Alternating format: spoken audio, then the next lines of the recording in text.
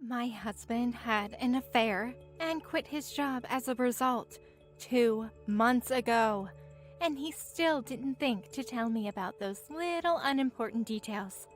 When I finally confronted him about this, he got on his knees at my feet and said, I didn't mean to have an affair. Please forgive me. "Don't play games with me, Mr. Tackett. You still were with another woman, and serious or not, that is the only thing that counts. I can't be married to you anymore." Then my husband began to tell me a shocking truth. This is the story of how a very nice relationship as a married couple deteriorated in mere days, and how he was repaid for his betrayal. My name is Emma, and I'm a 30-year-old part-time housewife. I work at a small local business as head of public reception, and I love my job. My husband is Omar, and he works at a branch office for a food company. He and I have been married for 5 years, and those 5 years were very pleasant. Eventually, though, something changed at his job that made him irritated. So much so that whenever he opened his mouth, it was always about the same stupid thing. That's Sanders. He frickin' did. That was literally all he ever said. Complaints about one Mr. Jeremy Sanders. This was Omar's boss at work, and he made it seem like he was making his life completely miserable. A year ago, Mr. Sanders was transferred from a different department, and ever since that time, Omar had not been getting along well with him. Just recently, Mr. Sanders told Omar to redo a proposal he'd submitted after spending quite a bit of time and effort on it. Needless to say, Omar didn't like that. He doesn't like anything immediately when I say the project was my idea.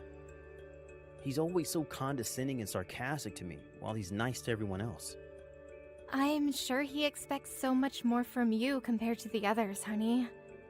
It's not like that, that's for damn sure. He just doesn't frickin' like me.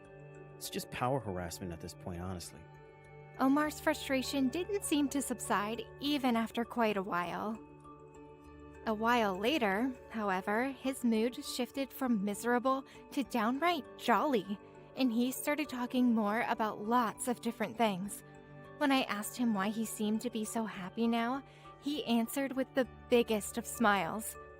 Sanders has been in the hospital since yesterday. Might as well bite the dust now, eh? Oh, dear, that's too bad. I wonder if we should go visit him. You know, pay our respects and our wishes for a good recovery. My husband laughed and said, We don't have to visit him. It must have been a sign from the sky saying, Yup, you had enough of him for a while. Huge lucky break, I guess. In a nutshell, Omar is very self-centered. At best, he's honest with himself. At worst, he's downright selfish. When he has a day off, he spends the whole day at home, in leisure and relaxation. He sometimes streams himself playing video games on his computer in his room. And I sometimes even get invited to participate in some of his ideas for what he calls content creation. I always love doing those things with him, but I definitely would do it every day. But I definitely wouldn't do it every day. And as a person who likes to do all household chores, I was not dissatisfied with my husband's lifestyle. Omar is a kind man who literally cannot say no when asked for a favor. He is always a person who can be trusted and relied upon by others. I loved him for this. But I also loved him because he was like a child that had kept his child within very alive as he grew up. It reminded me of my baby brother, who I cherished more than anything else in the world. I wanted him to stay that way forever. We both work, and our rule is to stay out of each other's private time, except for when he invites me on his streams, as I mentioned. Those happen perhaps once or twice a month, too. We didn't know each other's income, and we split the cost of rent, food, and utilities 50-50. We may seem like an odd couple to the outside world, but we loved the foundations upon which our relationship was built. We do what we can for each other, and we give each other credit for our roles in the household. That's what makes it a good marriage for us. However, as time went on, I was beginning to feel that we were having fewer and fewer conversations, and that all I was hearing from his mouth were complaints about his boss. I can't stand it if things go on like this. Divorce at a ripe old age is a legitimate possibility at this point. Goddamn. With this in mind, I decided to make lunchboxes for us to eat at our jobs. I thought that it would be a good opportunity for us to talk to each other more. And within the first week, I saw a huge improvement in our conversations. They had been increasing steadily in frequency and in enthusiasm. Your lunch was delicious again today, honey. Thanks for that. He handed me an empty lunchbox as he smiled. Well then, to thank you for making my entire week, I'll make your favorite tomorrow, a hamburger steak lunchbox. This had become an important conversation between us now. The next day, I woke up early and made his lunchbox. Omar, I'll leave your lunchbox here, so don't forget to take it with you when you go to work, okay? I called out to my husband, but when I checked his room, he had left a note saying he had already left for work. I tried to call him on his cell phone, but there was no answer. What could I do? After maybe a few minutes of thinking, I decided to deliver the lunchbox to his office.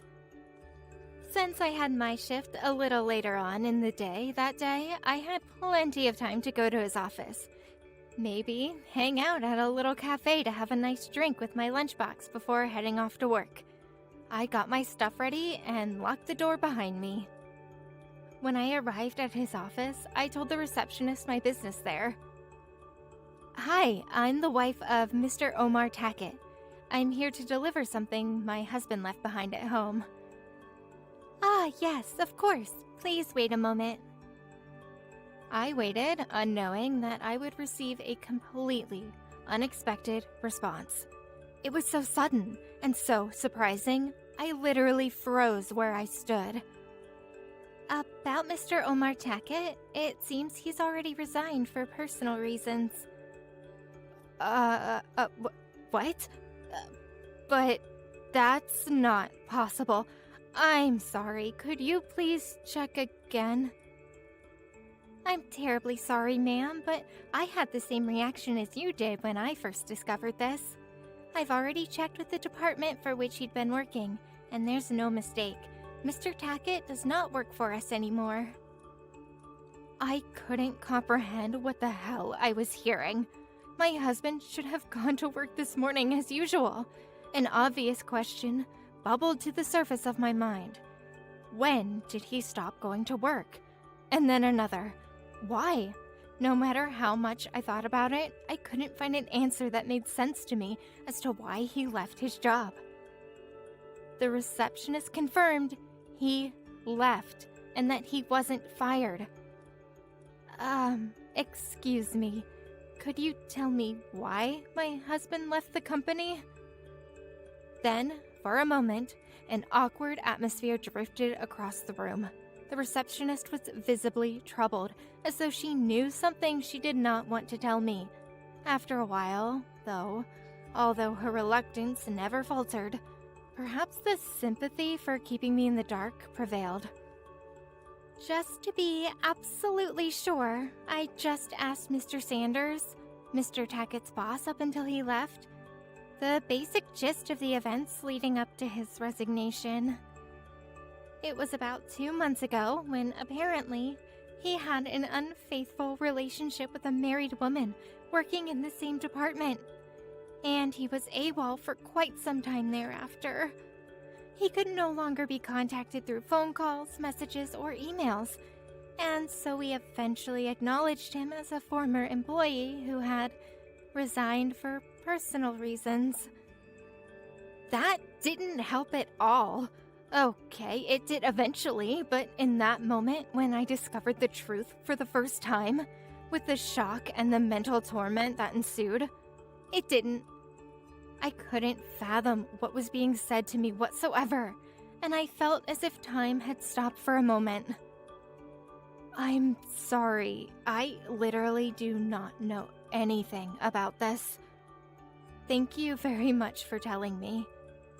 The receptionist gave me a nod of compassion in response, and as I started mumbling to myself as I turned around, I started to walk away in a daze.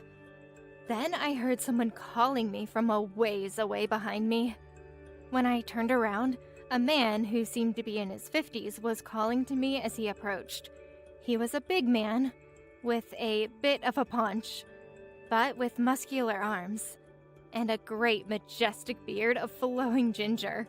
His eyes had that familiar twinkle of kindness that I see in Dad, and he reeked of charisma. But he had a disproportionately high voice for his size.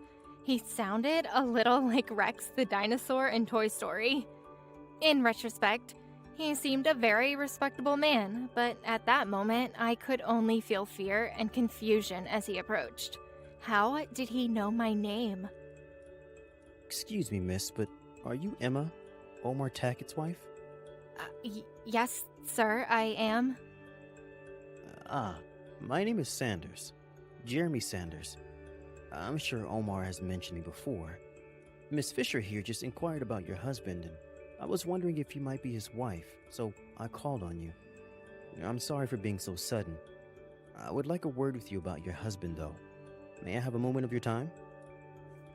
As soon as he said that, I felt something inside me crackle and burst. In the worst way possible, tears welled up against my will. I'm sorry. I knew my apology was barely audible, and I rushed outside of the building. I just wanted to get the hell out of there before I had a breakdown. All the way home, I kept thinking and fighting tears. Was Omar really having an affair?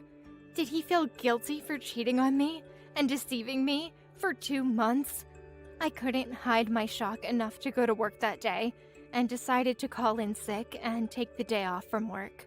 I instead spent the day alone at home, with my dark thoughts keeping me company. After much consideration, I decided not to tell my husband about the incident. If I asked him about it directly, he might deceive me further. I would have to confirm what I'd been told, little by little. I decided to wait for my husband to come home and act as though nothing had happened. He came home at the usual time and was eating his dinner with a nonchalant look on his face. I dove into my little experiment. How's work going, honey? Oh, same old, same old. Oh, by the way, your boss, Mr. Sanders, was it? You told me he was in the hospital maybe 2 weeks ago. Has he been dismissed yet? No, I think he's still in the hospital. But wait, why are you talking about that old bastard? I would rather talk about literally anything else. He went to take a bath as he said so. His stride seemed strangely edgy. It was very quick, as though he were trying to subtly run away from me and my questions. So this is how you've been deceiving me, huh? Omar, darling. I just saw Mr. Sanders that day, and he looked very healthy. Omar obviously didn't know that. That pretty much proved that he was no longer one of the company. And then more dangerous questions started pouring in. The most ominous was, where did he go every morning when he left the house? I decided to take action and find out for myself. The next day, he got up at the usual time, got ready, and left the house to go to work, supposedly. I decided to follow him to see what he was doing. Where the hell was he going? Was he job hunting, maybe? That's what I thought, and that's what I hoped he was doing. But the reality showed me that the world can be a cruel, cruel place indeed. Omar immediately headed for an old apartment building near the outskirts of the city. It seemed he knew how to get there so well he could have done it blindfolded. Once he arrived, he walked up the stairs as though he was used to it, and then started walking down the corridor on the 4th floor. Standing in front of a door, my husband knocked on a door halfway down, and when the door opened, an older woman came out to greet him. It was at this point that I had begun to suspect he was still having that stupid affair of his, so I hurriedly activated the camera on my cell phone. I was right. And the next thing I knew was that he was in passionate embrace with this woman. My overwhelming surprise and shock notwithstanding, I was able to take a few pictures that was of high clarity. He had been pretending to go to work every morning and went to the woman's apartment. He had been cheating on me all along.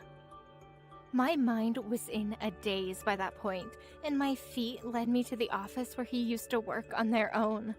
When I came back to reality, completely, I was standing in front of the main entrance to the building.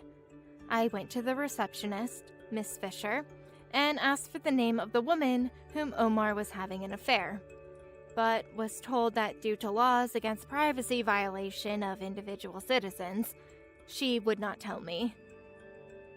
Then, do you know who this person is? I said as I whipped up the photo I had just taken of Omar being together with the woman. I'm sorry, I cannot tell you who she is, even if I knew who she is. I'm so sorry, ma'am. There's nothing I can do to help you. That's what I was told.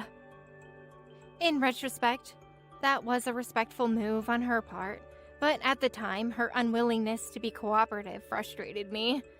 While I was wondering what to do next, as I tried frantically not to let my rage take over and call Miss Fisher a bunch of slurs, I heard a familiar voice calling me from behind. I turned around and saw it was Mr. Sanders, Omar's old boss. Mrs. Tackett, we meet again. How are you feeling? I'm sorry for running off yesterday, sir. That was inappropriate of me. I was hoping you would recognize this woman, Mr. Sanders. When I showed him her picture, he gave me the last answer I expected. She is my wife. What? We shouldn't talk here. It's not private. It's nearly lunchtime. Perhaps if you wait 10 minutes, we could grab a bite? I know a nice little cafe where they serve the most awesome waffles around here. I accepted his offer, and so I sat down on a bench in the waiting lobby. After 10 minutes, as he said, right on the dot, he showed up again, this time with a stylish cowboy hat. We headed over to the cafe he recommended, sat ourselves down in the corner, and ordered 3 waffle platters, 2 of which were for him. Big man, big stomach, indeed. We then started to talk about the elephant in the room. It was actually only recently that I learned of my husband's infidelity, and that he had resigned from the company because of it. I didn't realize that, ma'am. I can only imagine how you must be feeling. I don't blame you for running off yesterday. I'll be honest with you. I may look like a gorilla, but I have the heart of a damn bunny rabbit. His sense of humor was energizing, to say the least. Mr. Sanders went on to tell me what he knew about the affair in a calm tone of voice. So apparently, about 2 months ago, he first discovered his wife's adultery, and when he called them both to his office to talk to them about his suspicions, they confirmed it readily. The both of them. He then confronted his wife with divorce documents that same afternoon. In response, she begged for his forgiveness, pathetically tearing up and pleading for mercy. She pressed him to get back together with her as well. However, the next day, he had discovered that his wife had run away with all the savings he had at home, and she had been missing ever since. Mr. Sanders had been looking for her for the better part of 6 weeks now, and he was losing sleep over the whole situation. I thought about contacting you and telling you all of this before, but I've only seen photos of you shown to me by Omar, and I've never met you personally. I didn't want to impose on your busy schedule. On top of that, I think we both understand the shock and depression that comes with the realization We were betrayed by the one whom we thought could trust with our lives. Time passed of me being in a dark, heartbroken daze, and today is the day I was finally able to tell you. So, you approached me when I came to the office yesterday when you had a hunch it could be me that inquired after Omar. Thank you for telling me everything, Mr. Sanders. You must be feeling a lot better now. Call me Jeremy, Miss Tackett. And I can't tell you how relieved I feel. I feel more at ease than when I let loose the piss I've held in for a week. Oh my, that much. And you may call me Emma, Jeremy. Now I will tell you what I know. In this manner, we exchanged information with each other and decided to raid the apartment together later on. On the day of the raid, Mr. Sanders showed up wearing that same cowboy hat and a bandana around his face, covering his beard. Just a precaution that no one would recognize him. Shall we go in for the kill?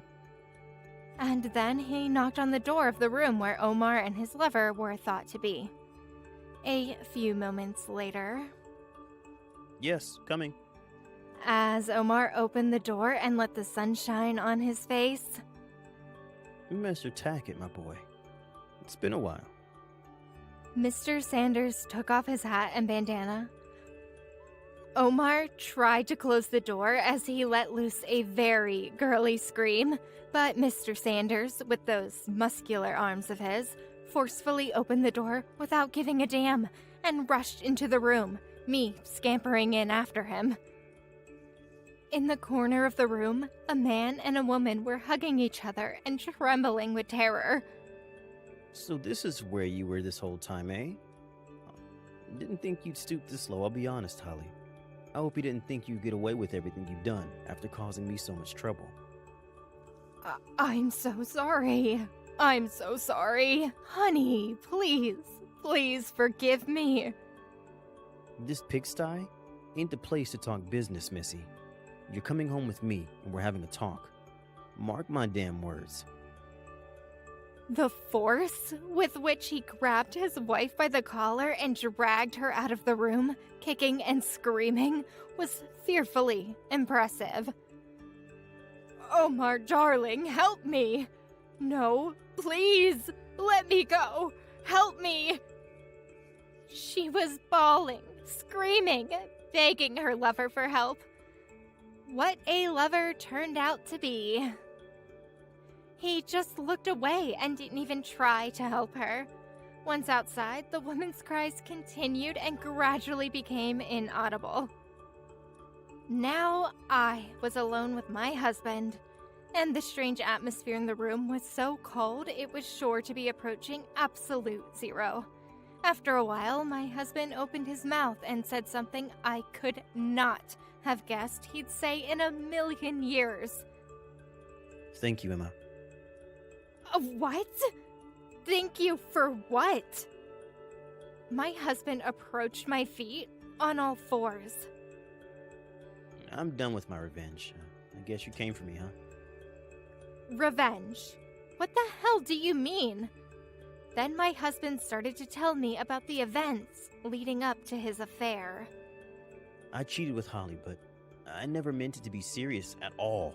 I just wanted to do something to bring Sanders down. So I approached the admitted whore of a woman, and then I found out she had all of his savings, so I decided to make her spend it all on me.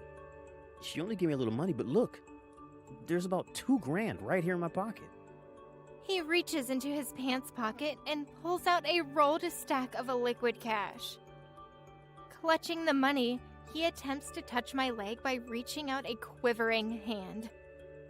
Don't touch me. I kicked him as hard as I could in the face. He went sprawling. He struggled to get back up as he cowered in pain. You've got to be kidding me. All you freaking did was get caught having an affair, quit your job, and get money from that bitch. What in the hell's name makes you think I'm going to accept that kind of money? I'm just a victim of Sanders' harassment, Emma. Do you really think that excuse will work against me? Okay, sure, you called it revenge, but in the process you destroyed a family. You betrayed my trust, and you had a legitimate affair. with sexual attributes and everything. And you didn't even tell me that you were gone from your job. You cheated on me for 2 months, and now you claim you're the victim in all this. Give me a freaking break. I thought it would hurt you to tell you the truth. Forgive me, Emma. You're the only one I ever truly loved. Ever. That's what he said as he got down on his knees again. You've been cheating on me for a long time, and now you tell me you love me? I can't stay married to you like this. Divorce me, or so help me, I will throw you in at the mercy of Sanders. I sent my last words to my husband, who stared at me with a face that was growing deathly pale. Adultery is not a crime, but what you did was a mortal sin, nonetheless. You will spend the rest of your life repenting for this heinous crime. With these words as a parting shot, I left the apartment, slamming the door behind me. After that, Omar and I divorced. Now a complete stranger to him, I demanded alimony from Mr. Tackett and the woman whom he had an affair with. Normally, I would not be able to demand alimony from my husband, who was unemployed and unable to pay his bills, but my in-laws found out about his betrayal and, being the kind sweethearts that they are, paid the whole amount of alimony to me in one lump sum. Mr. Tackett never had to pay alimony to me, but instead he has to pay back his parents. At the same time, Mr. Sanders also divorced with his cheating wife. He claimed alimony from her and her adulterous lover. Of course, at that time, he also demanded that she pay him back for all the money she took from his personal savings at home. And as of now, she is having a dispute with Mr. Tackett over that. She told him that she wanted him to return the money she spent on him, but Mr. Tackett retorted, I'm just a victim here. I have no obligation to pay you back, Sanders. That line of logic really makes me wonder what I ever saw in him as a man, and as someone with whom I would spend my life. I really don't care about any of that stupid bullshit anymore. I just can't keep dwelling on this kind of thing. Sure, it hurt to be betrayed by the one person I trusted with everything. But now that everything's now out of my way and out of my life, I can focus on what's important again. I'm still young, and I believe that one day I will meet someone who will really make me happy again. And I will do my best to stay cheerful and positive. I also wish the best to Mr. Sanders, whom I talk to occasionally, and may he also find the happiness that such a sweet man deserves.